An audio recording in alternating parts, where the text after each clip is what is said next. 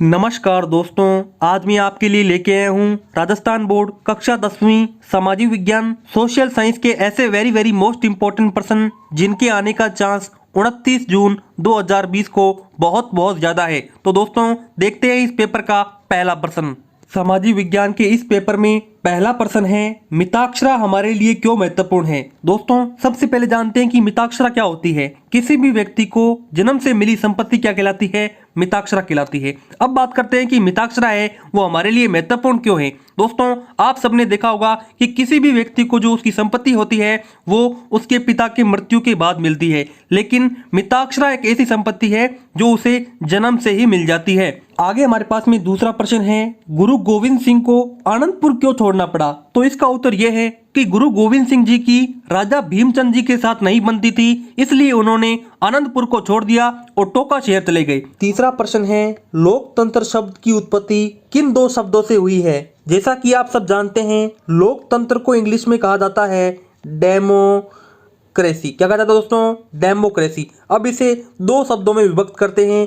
पहला हमारे पास में आएगा डेमोस और दूसरा हमारे पास में क्या आएगा, क्रेसी। क्या आएगा, क्रेसी। अब इन दो शब्दों को जोड़ करके हमारे पास में लोकतंत्र बनता है, यानी कि लोकतंत्र है वो डेमोस प्लस क्रेसी शब्द से बना हुआ है। आगे हमारे पास में चौथा प्रश्न है, राज्य राजमार्गों से आप क्या समझते हैं। दोस्तों किसी भी राज्य के अंदर जितनी भी सड़कें हैं वह राज्य राजमार्ग कहलाती है। आगे चलते हैं पांचवें प्रश्न की तरफ। अर्थव्यवस्था को कितने क्षेत्रों में वर्गीकृत किया गया है।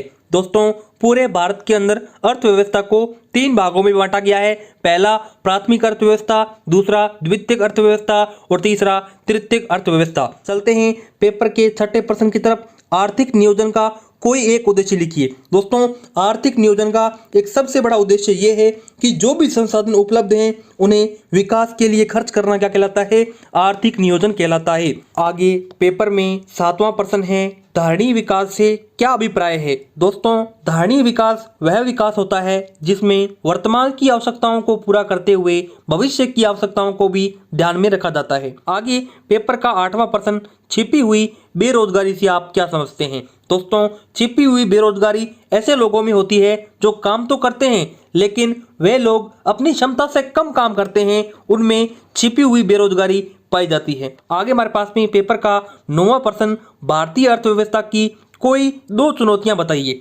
देखिए पहली है हमारे पास में बेरोजगारी, दूसरी क्या है, दूसरी है कृषि क्षेत्र में यहाँ पे बहुत बड़ी चुनौती है क्योंकि किसानों को अपना पूरा हक है वो नहीं मिल पाता है। ये क्या है, भारतीय अर्थव्यवस्था की दो बड़ी चुनौतियां हैं। डाउट नट पर होगा अब आपके सभी maths, chemistry, physics, biology doubts का सफाया। बस अपने क्वेश्चन की फोटो खींचो, उसे क्रॉप करो और उसे सबमिट करो। तुरंत ही 3 सेकंड के अंदर वीडियो सॉल्यूशन पाओ। क्लास 6 to 12 से लेके NEET, IIT, JEE mains, advance के लेवल तक तो आज ही डाउनलोड करें डाउट नट है। आगे पेपर में 10वां प्रश्न है, मुद्रा के मूल्य से क्या तात्पर्य है। दोस्तों मुद्रा के मूल्य का मतलब है कि पहला हम उससे क्या खरीद सकते हैं, दूसरा यह कि कितना खरीद सकते हैं और तीसरा यह कि भविष्य में क्या कर सकते हैं। दोस्तों ये तीन हमारे पास में तात्पर्य हैं मुद्रा के मूल्य के। 11वां प्रश्न है, ऐसी दो परिस्थितियां बताइए जब आप राज्यपाल के रूप में स्वविवेकी शक्तियों का प्रयोग कर सकते हैं। दोस्तों जल्दी से इसका उत्तर कमेंट बॉक्स में बताइए, मैं आपके उत्तर का इंतजार करूंगा।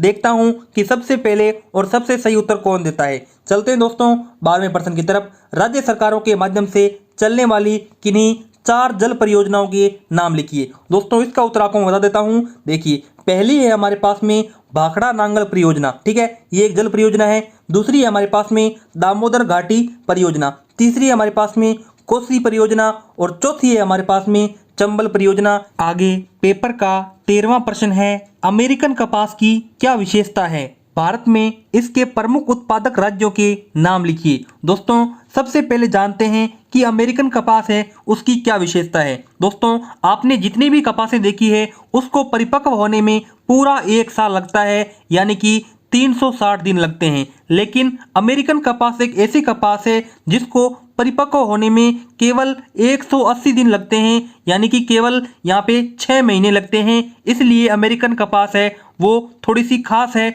अन्य कपासों से। दोस्तों आगे भारत में इसके प्रमुख उत्पादक राज्य वो है राजस्थान और दूसरा है मध्य प्रदेश या गुजरात कह सकते हैं आप। आगे हमारे पास में 14वां प्रश्न है, गुजरात में पेट्रोलियम पदार्थ के प्रमुख क्षेत्रों के नाम लिखिए। दोस्तों अब आपको बताता हूं कि गुजरात के ऐसे कौन से क्षेत्र हैं जहां पर पेट्रोलियम पदार्थ पाए जाते हैं। पहला हमारे पास में क्षेत्र है उसका नाम है महसाणा। महसाणा एक ऐसा क्षेत्र है गुजरात में जहां पे पेट्रोलियम पदार्थ निकलता है। दोस्तों दूसरा क्षेत्र है हमारे पास में कथाना। क्या नाम है दोस्तों? कथाना। और तीसरा हमारे पास में गुजरात के अंदर एक ऐसा क्षेत्र है जहां पे पेट्रोलियम पदार्थ निकलता है, वो है नाओगाम। आपके सामने नाम लिख रहा हूं दोस्तों तीनों के तीनों। आगे चलते हैं 15वें प्रश्न की तरफ। राजस्थान के हस्तशिल्प उद्योग पर प्रकाश डालिए। दोस्तों अब जानते हैं कि ये हस्तशिल्प उद्योग होता क्या है, हस्तशिल्प इंडस्ट्री होती क्या है। दोस्तों एक ऐसी इंडस्ट्री जहां पर लोगों के हाथों द्वारा कई प्रकार की चीजें बनाई जाती है, जैसे कि चूड़ियां। चूड़ियां कहाँ बनाई जाती है?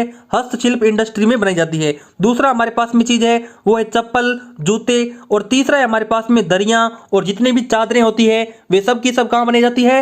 हस्तशिल्प इंडस्ट्री में बनाई जाती है, जो कि राजस्थान में बहुत ही ज्यादा मशहूर है, क्योंकि राजस्थान एक ऐसा राज्य है जहां पर विशाल संस्कृति और विशाल संस्कार पाए जाते हैं, इसलिए राजस्थान के अंदर हस्तशिल्प उद्योग हैं वो बहुत ज्यादा हैं। आगे 16वां प्रश्न है, जनसंख्या घनत्व के असमान वितरण के कोई दो कारण उदाहरण सहित लिखिए। दोस्तों हमारे पास में असमान जनसंख्या घनत्व के दो कारण हैं। पहला कारण यह है कि बिजली की कमी, दूसरी है हमारे पास में पानी की कमी। इन दो कारणों के कारण असमान जनसंख्या घनत्व है।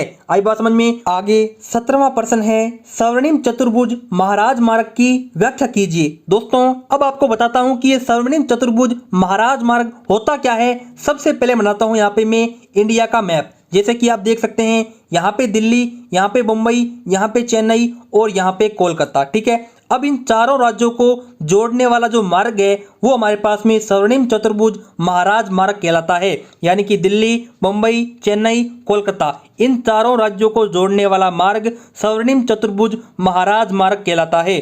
दोस्तों आगे हमारे पास में 18वां प्रश्न है, वाहन चलाने के दौरान आप किन किन बातों को ध्यान में रखेंगे। यदि मेरे पास में 2 पहिया वाहन है तो मैं सबसे पहले हेलमेट लगाऊंगा। यदि मेरे पास में 4 पहिया वाहन जैसे कार या बस वगैरह है तो मैं सबसे पहले सीट बेल्ट लगाऊंगा। ठीक है, दूसरी बात ये कि मैं हमेशा जैसे कि यहाँ पे रेड लाइट और ग्रीन लाइट और हमारे पास में येलो लाइट, इन लाइटों का ख्याल रखूंगा। आगे हमारे पास में 19वां प्रश्न है, स्वच्छता में किन किन बातों को शामिल किया जा सकता है। दोस्तों पहली बात तो यह है कि हमें खाना खाने के बाद और खाना खाने से पहले 20 सेकंड के लिए सैनिटाइजर से हाथ धोने चाहिए। ये स्वच्छता के लिए बहुत ज़्यादा महत्वपूर्ण है। दोस्तों दूसरा ये कि हमें अपने घर को सुबह और शाम क्लीन रखना चाहिए, झाड़ू से या जो भी पोंछे वगैरह हैं उनसे साफ रखना चाहिए, ताकि किसी भी प्रकार की गंदगी है वो ना फैले। दोस्तों यहाँ पर मैं आपको एक महत्वपूर्ण बात बता दूं कि इस पेपर में 20वें प्रश्न से निबंधात्मक 4-4 नंबर के प्रश्न हैं वो शुरू हो जाते हैं।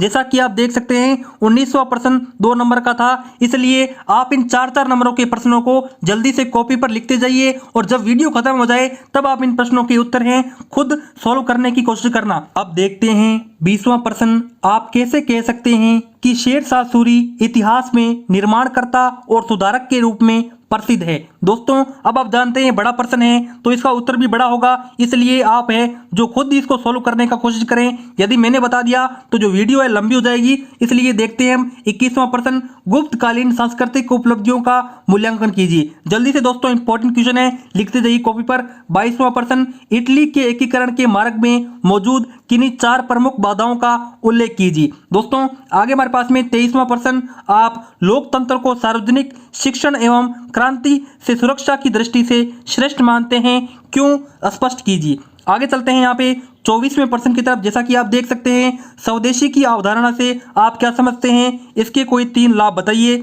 24वें के एक और अर्थों में प्रश्न है, जैसा कि आप देख सकते हैं लिखा हुआ है कौशल विकास से आप क्या समझते हैं, इसके कोई 3 लाभ बताइए। आपको फिर से बता दूं सामाजिक विज्ञान के वेरी मोस्ट इंपॉर्टेंट प्रश्न है, 29 जून को पूरा आने का यहाँ पे चांस है इन प्रश्नों का।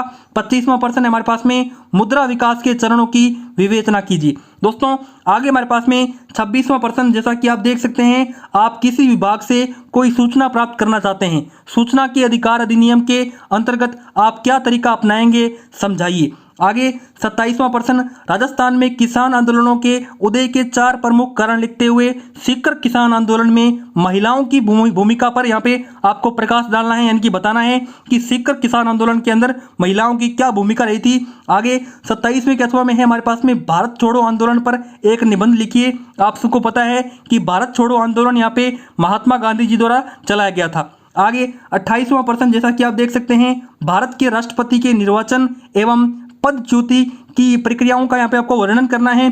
ठीक है, 28वें के अथवा में है केंद्रीय मंत्रिमंडल की शक्तियों का यहाँ पे आपको वर्णन करना है। जल्दी से कॉपी पर लिखते जाइए। अब आगे 29वां प्रश्न है, राज्य विधानमंडल की शक्तियों एवं कार्यों की विवेचना कीजिए। दोस्तों 29वें के अथवा में है उच्च न्यायालय के संदर्भ में विवेचना कीजिए, जिसमें ए है मूल क्षेत्राधिकार, बी है अपीलीय क्षेत्राधिकार। अब आगे देखते हैं इस पेपर का अंतिम 30वां प्रश्न, जिसमें बताया गया है दिए गए भारत के मानचित्र में निम्नलिखित को अंकित कीजिए। यानी कि आपको भारत का मानचित्र दिया जाएगा, जिसमें जो जगह दी गई है इसको फिलअप करना है। जिसमें पहली जगह है हमारे पास में होशंगाबाद, दूसरी है चेन्नई, चेन्नई तो आपको पता ही होगा तमिलनाडु की राजधानी है। सी है हमारे पास में बोकारो, यानी कि बोकारो तो यहाँ पे झारखंड के अंदर है। और द है हमारे पास में विशाखापट्टनम, ये जो आंध्र प्रदेश के अंदर है। और ये है हमारे पास में दामोदर घाटी परियोजना। तो अब आप ये बताओ कि दामोदर घाटी परियोजना कहाँ पर स्थित है? मेरे हिसाब से मध्य प्रदेश के अंदर स्थित है। इस वीडियो में मैंने आपको बताए राजस्थान बोर्ड कक्षा 10वीं सामाजिक विज्ञान के वेरी मोस्ट इंपोर्टेंट प्रश्न। दोस्तों मैं आशा करता हूं कि इस पेपर में से लगभग 16 या 17 प्रश्न आपके पेपर में 29 जून को पक्का आने वाले हैं। यदि आपको ये वीडियो पसंद आई, इस वीडियो को लाइक कीजिए, चैनल को सब्सक्राइब कीजिए। मिलते हैं नेक्स्ट वीडियो में, तब तक के लिए जय हिंद, जय भारत।